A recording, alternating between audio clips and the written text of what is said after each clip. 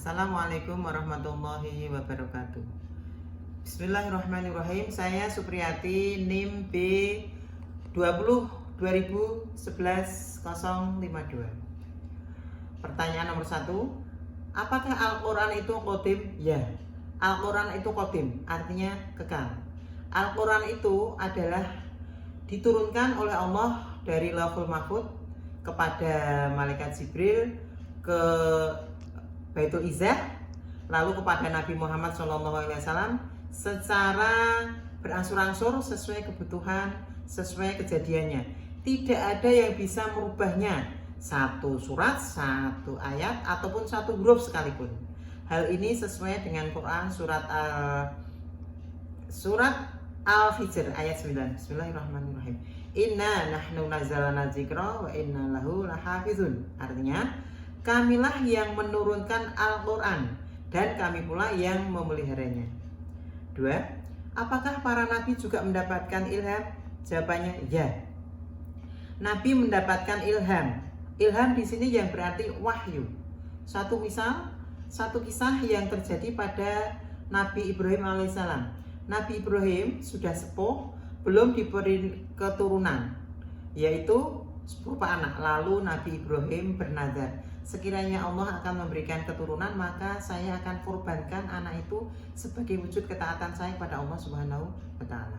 Lalu istrinya memberi ide kepada suaminya agar supaya memperistri pembantunya yang bernama Hajar. Singkat cerita, mereka menikah.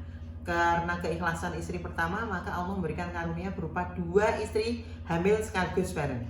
Lalu sang istri pertama timbul bak syariahnya, yaitu rasa cemburu, meminta kepada sang suami agar supaya istri kedua beserta anaknya disuruh pindah ke dunia mana begitu. Lalu oleh Allah, Nabi Ibrahim diberi petunjuk agar supaya menempatkan anak dan istrinya di negeri Mekah. Singkat cerita, setelah Nabi Ismail balik, Allah menagih janji, yaitu agar supaya Ismail dikorbankan sebagai wujud taat kepada Allah Subhanahu wa Ta'ala. Lalu Nabi Ibrahim mendapatkan wahyu, terus anaknya ditanya, wahai anakku, hal ini sesuai dengan Quran surat Shofat ayat 102, di mana anaknya ditanya, lalu anaknya mendapat ilham agar supaya bapaknya mau mengikuti perintah Allah. Saya bacakan dalilnya. Bismillahirrahmanirrahim. As-Shofat ayat 102. Walamma balagha ma'usu ya qala ya bunayya inni ara fil manami anni adbahuka fanzur ma za tara. Qala ya abati fa'al ma tu'mar. Satajuduni insyaallahu minas sabirin. Artinya, maka ketika anak itu sampai pada umur sanggup berusaha bersamanya, Ibrahim berkata, wahai anakku, sesungguhnya aku bermimpi bahwa aku menyembelihmu. Maka pikirkanlah bagaimana pendapatmu. Dia Ismail menjawab, duhai ayahku, lakukanlah apa yang diperintahkan Allah kepadamu. Insya Allah engkau akan mendapatiku termasuk orang yang sabar. 3. Al-Quran disusun tidak berdasarkan urutan turunnya. Hal ini disebabkan karena Al-Quran diturunkan melalui 2 tahap. Tahap pertama, Allah menurunkan Al-Quran dari Lauhul Mahfuz ke Baitul Izzah. Yang kedua, Allah menurunkan Al-Quran dari Baitul Izzah lewat malaikat Jibril kepada Nabi Muhammad SAW berdasarkan kejadian berangsur-angsur dan selama kurang lebih 23 tahun. Lalu Al-Quran ini yang kita temui sekarang, yang kita dengarkan, kita baca, ini tidak sesuai dengan yang diturunkan dari Lauhul Mahfuz.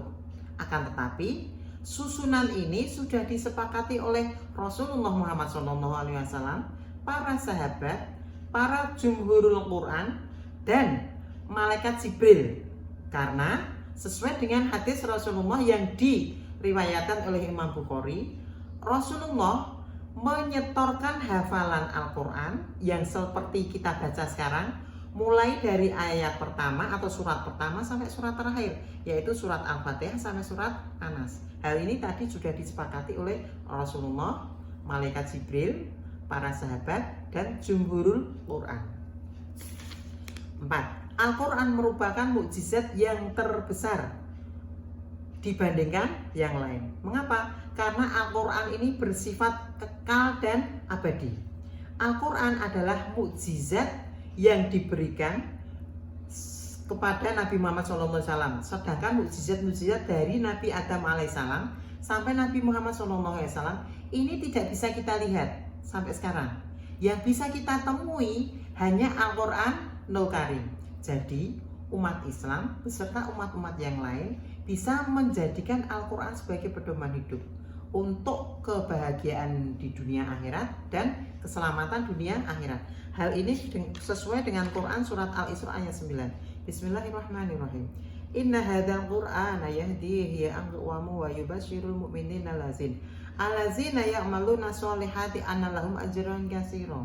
Artinya, sungguh Al-Quran ini memberi petunjuk ke jalan yang paling lurus dan memberi kabar gembira kepada orang mukmin yang mengerjakan kebajikan bahwa mereka akan mendapat pahala yang besar.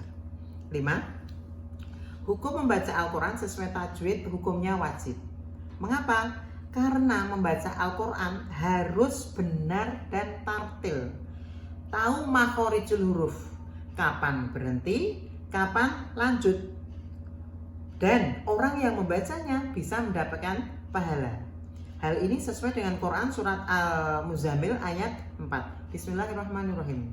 Auzid alaihi warattilil Qur'ana tartila. Artinya, atau lebih dari 1/2 itu. Dan bacalah Al-Quran itu dengan perlahan-lahan. 6. Hukum wanita yang haid membaca Al-Quran. Ada 2 pendapat. Pendapat pertama, Al-Quran boleh dibaca oleh wanita yang haid. Mengapa? Karena tidak ada dalil yang jelas. Hal ini juga terjadi pada zaman Rasulullah Muhammad SAW. Banyak wanita yang haid boleh membaca Al-Quran, tapi dengan satu syarat, niatnya dirubah. Bukan membaca, tapi baca zikir. Maaf. Tapi niatnya zikir atau berdoa. Kalau zikir dan berdoa ini harus. Tiap hari kita harus berdoa dan zikir. Nah, zikirnya adalah Al-Quran.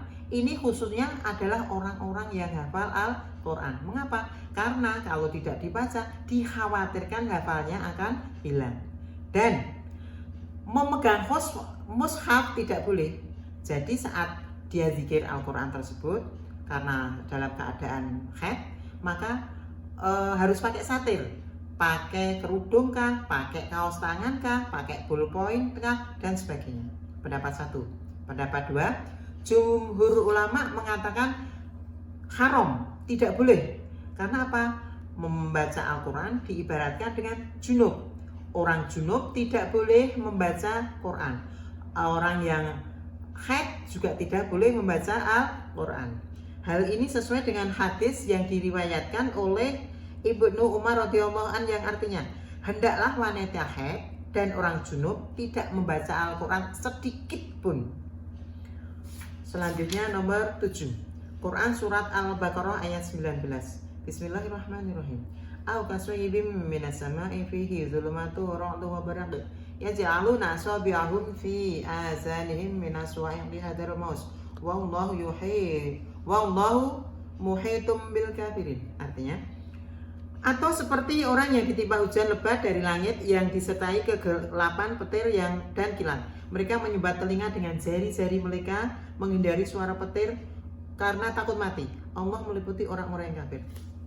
Ayat ini masih menjelaskan tentang orang-orang yang munafik, sikap orang-orang munafik. Spirit pendidikan yang terkandung dalam ayat ini adalah hujan lebat ini menunjukkan akan datangnya kebenaran yang dibawa oleh Rasulullah. Lalu petir, gemuruh dan sebagainya, ini adalah hidayah.